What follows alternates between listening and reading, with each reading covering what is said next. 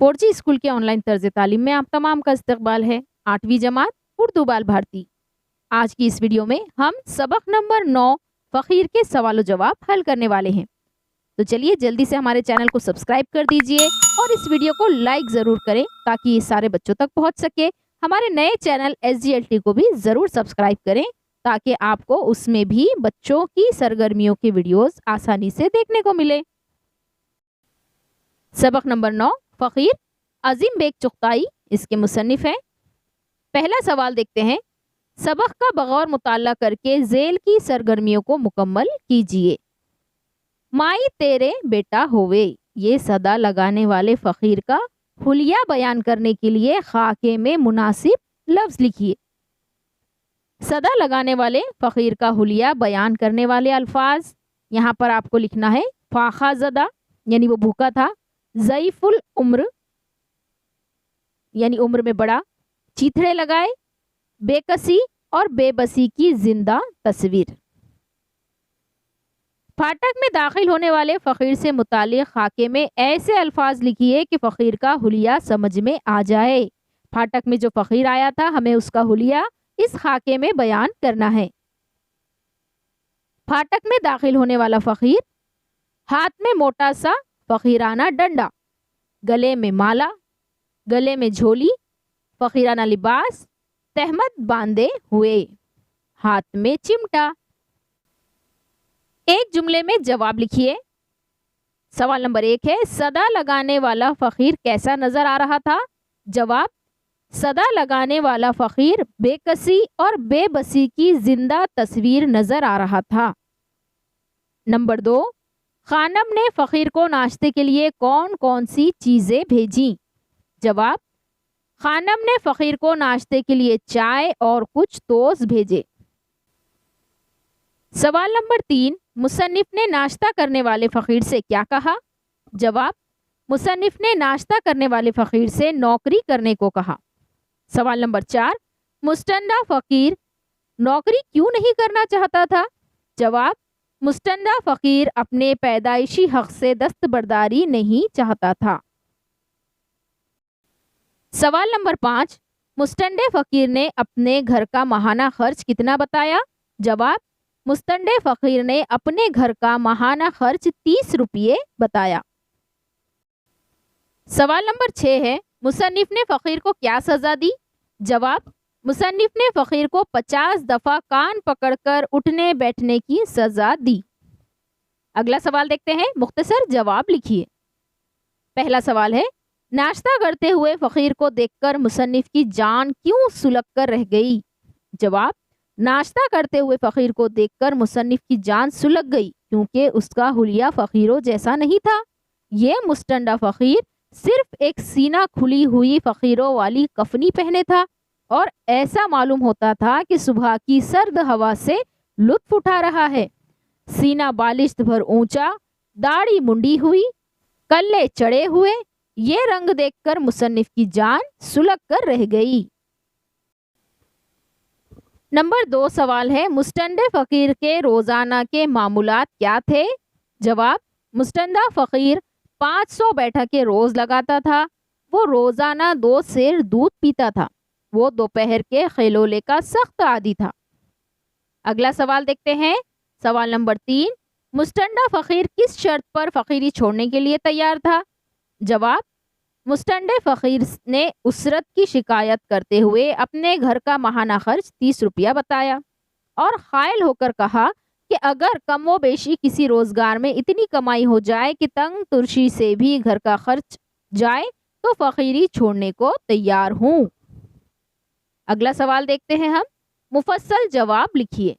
पहला सवाल है, मुसन्निफ की हिदायत पर खानम ने फ़कीर की तवाज़ा किस तरह की? सबक की रोशनी में तफसील से लिखिए। जवाब, जब मुसन्निफ ने खानम से फ़कीर को चाय भेजने को कहा तो उन्होंने बड़ी खुशी खुशी जल्दी जल्दी तोस अंगीठी पर सेंके, एक प्याली में बहुत सा दूध डालकर चाय बनाई और मुसन्निफ की हिदायत के मुताबिक सीनी में 4 पैसे रखकर लड़के को दे दिया और उसे हिदायत की कि फ़कीर को बरामदे में बिठाकर खिला दे। इस तरह खानम ने मुसन्निफ की हिदायत पर अमल करते हुए फ़कीर की तवाज़ा की। सवाल नंबर 2 है, मुस्टंडे फकीर को देखकर मुसन्निफ की तबीयत पर क्या असर हुआ? मुसन्निफ का रद्द अमल लिखिए। जवाब, जब मुसन्निफ बाहर पहुंचे तो देखा कि एक हट्टा कट्टा इंतहा से ज्यादा मजबूत फकीर डकारे ले रहा है। ये मुस्टंडा सिर्फ एक सीना खुली फकीरों वाली कफनी पहने था और ऐसा मालूम होता था कि सुबह की सर्द हवा से लुत्फ उठा रहा है। मुसन्निफ को देखते ही वो इसे दुआएं देने लगा। ये सब देखकर मुसन्निफ की जान सुलग कर रह गई और इसके जी में यही आया कि इस फकीर का मुंह नोच ले। दुआओं में मुबालगे से मुसन्निफ की जान और भी जली। बोल चाल, मुंदरजा झेल मुहावरों को अपने जुमलों में इस्तेमाल कीजिए। राह खोटी ना करना, मुझे जल्दी शादी में पहुंचना था, इसलिए मैं सड़क का तमाशा देखकर अपनी राह खोटी नहीं करना चाहता था। नंबर 2, खाया पिया खून होना, होटल का बिल देखकर सबका खाया पिया खून हो गया। नंबर 3, जान सुलग कर रह जाना, हमारी सहेली की नई ड्रेस देखकर नाजो की जान सुलग कर रह गई।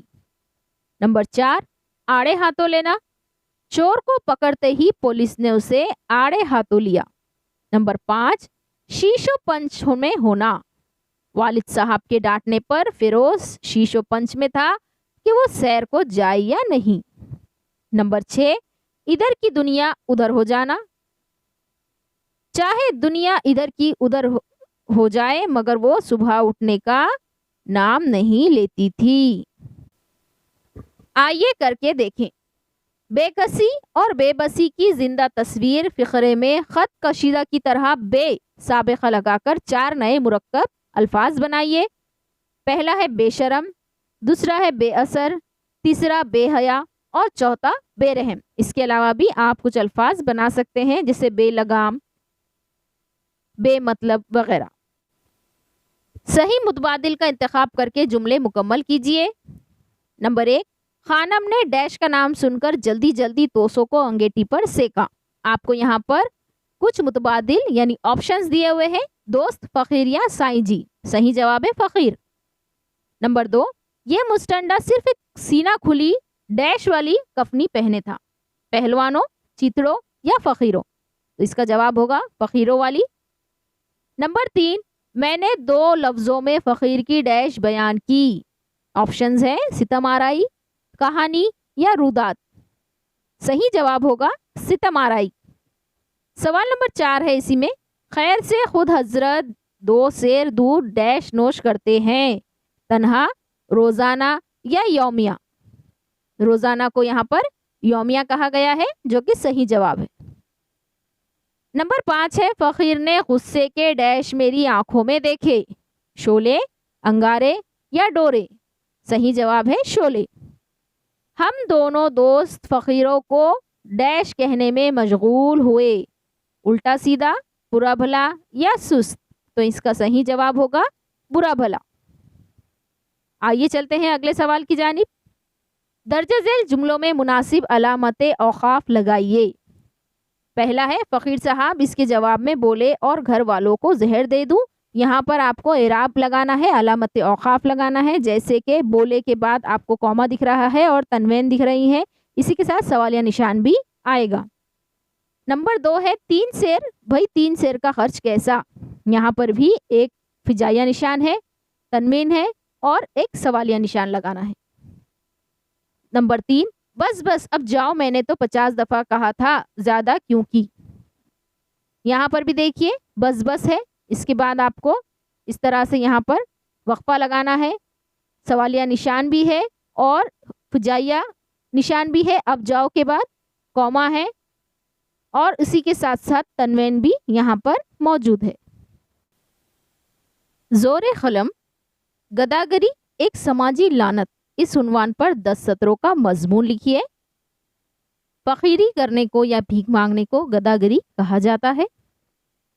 गदागरी यानी भीख मांगना। आज के दौर में अगर हम किसी बड़े रास्ते पर जाएं या छोटी गलियों में, हर तरफ हमें औरतें, बच्चे और मर्द हजरात झोला लटकाए, हाथों में कोई दवाखाने की फाइल लिए या फिर भूखे बच्चे और दूध की बोतल हाथ में दिखाकर पैसे मांगते हुए नजर आते हैं। انہیں دیکھ کر ہم تھوڑی دیر کے لیے بہت جذباتی ہو جاتے ہیں اور انہیں رقم دے دیتے ہیں۔ ہمارا یہی عمل سماج میں گداگری کے بڑھتے ہوئے زور کو ہوا دینے کا کام کرتا ہے۔ زمانہ قدیم میں صرف جسمانی طور پر معذور، بیوہ یا یتیم بچے ہی بھیک مانگ کر اپنا گزر بسر کرتے تھے، لیکن آج گداگری ایک پیشہ بن گیا ہے۔ جو کچھ نہیں کرنا چاہتا وہ بھیک مانگنا شروع کر دیتا ہے۔ اس طرح گداگری ہمارے سماج کی ایک لعنت بن گئی ہے۔ سگنل پر بھیک مانگنے والے پتہ نہیں کس کے بچے اغوا کر کے لے آتے ہوں گے۔ ایسی صورت میں ہمارے معاشرے کے غیرت مند نوجوانوں کا یہ فرض ہے کہ وہ ایسے فقیروں کو پولیس کے پاس لے جا کر پوچھ تاچھ کریں۔ ہمیں ایک مہم چلانے کی ضرورت ہے جس میں راستے پر بھیک مانگنے والے لوگوں کو باقاعدہ کسی کمپنی میں ملازمت دی جائے یا پھر انہیں مفت میں کوئی کورس سکھایا جائے تاکہ وہ بھی اپنی محنت کی روزی کھائیں اور اس ذلت بھری زندگی سے نجات حاصل کر سکیں۔ ہمارا یہ فرض ہے کہ ہٹے کٹے اور صحت مند مرد اور عورتوں کو ہرگز پیسے نہ دے، بلکہ اگر ان کی صحیح مدد کرنی ہے تو انہیں کسی سماجی فلاحی ادارے سے منسلک کرے جہاں انہیں کوئی روزگار مل سکے اور ہمارے ملک سے فقیری اور گداگری کا مکمل طور پر خاتمہ ہو سکے۔ زور خطابت۔ غریب ضرورت مندوں کی امداد کے لیے روٹی بینک وقت کی ضرورت پر اظہار خیال کیجیے۔ جواب: دور حاضر میں ہمیں راستے پر کئی عورتیں، بچے کھانا یا پیسے مانگتے ہوئے نظر آتے ہیں۔ وقت اور حالات کے مارے یہ لوگ صرف 2 وقت کی روٹی کے لیے در در کی ٹھوکریں کھانے پر مجبور ہیں۔ ایسے حالات میں کئی بڑے شہروں میں روٹی بینک کا نیا تصور سامنے آیا ہے۔ روٹی بینک یہ ایک مقام بنایا جاتا ہے جہاں روز صبح و شام مختلف گھروں سے لوگ روٹیاں لا کر جمع کرتے ہیں اور وہاں سے غریب افراد ان روٹیوں کو لے کر جاتے ہیں۔ فریج کا انتظام ہونے کے سبب یہ روٹیاں خراب نہیں ہوتی ہیں۔ آج اگر ہم اپنے اطراف کا جائزہ لیں تو پتہ چلتا ہے کہ بڑھتی ہوئی مہنگائی کے سبب کئی لوگ بھیک مانگ کر گزارا کر رہے ہیں۔ ایسے حالات میں روٹی بینک ان غیرت مند لوگوں کے لیے کوئی تحفہ سے کم نہیں جو شرم اور عزت کے سبب کسی کے آگے ہاتھ پھیلانے کو برا تصور کرتے ہیں۔ روٹی بینک کھانے کو ضائع ہونے سے بچانے کا بھی ایک ذریعہ ہے اور ثواب کمانے کا بھی، اس لیے ہمیں بھی اپنے علاقے میں ایک روٹی بینک قائم کرنا چاہیے۔